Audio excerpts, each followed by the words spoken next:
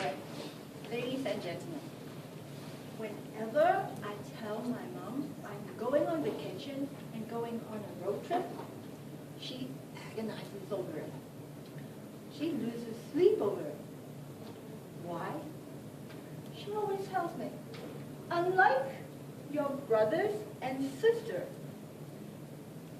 you have a very poor sense of direction. Whenever she says that, I get on the defensive. Me? Getting lost? Never!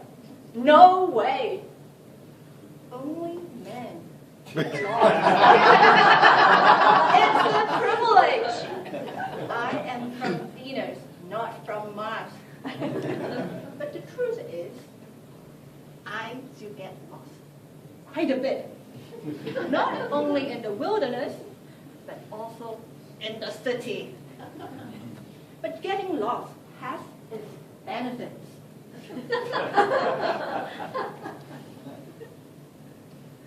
The journey of 1,000 miles begins with getting lost.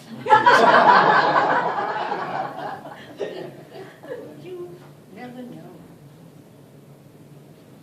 Around the corner, it may be just some pleasant surprises or incredible experiences.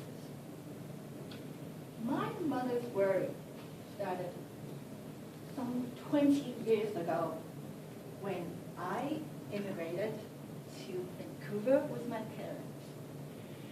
At that time, I was an auditor.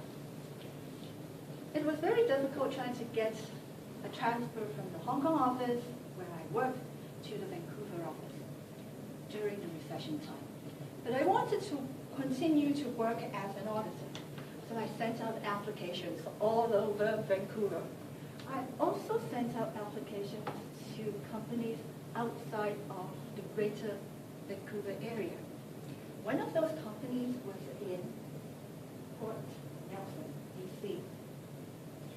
Before I did that, I checked my good old McCormick roadmap. Vancouver is here, Port Nelson is here. It's just a few hours drive away. In Toronto terms, it's like going from Toronto to Ottawa.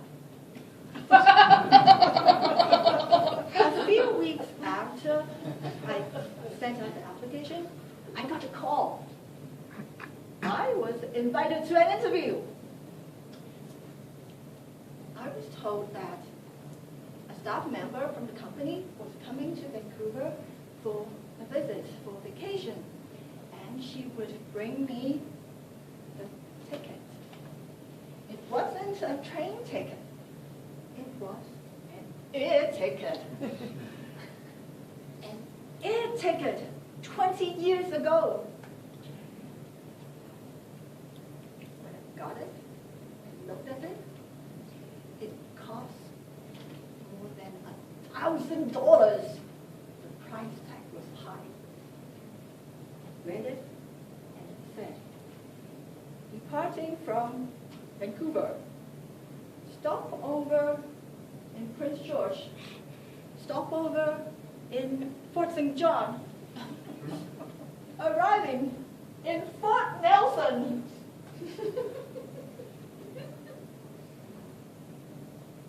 Where is Fort Nelson?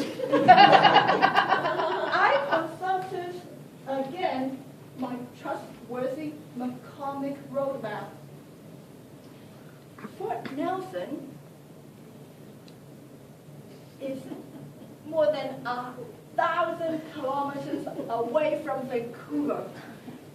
Fort Nelson is a community in northeastern BC, just south of the border with the Northwest Territories.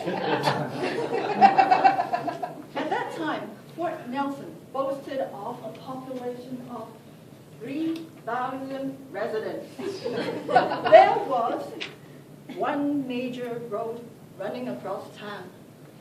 That was the Alaska Highway. In the winter time, the temperature was consistently below 25 degrees. It was a mistake. I would agree with my mother.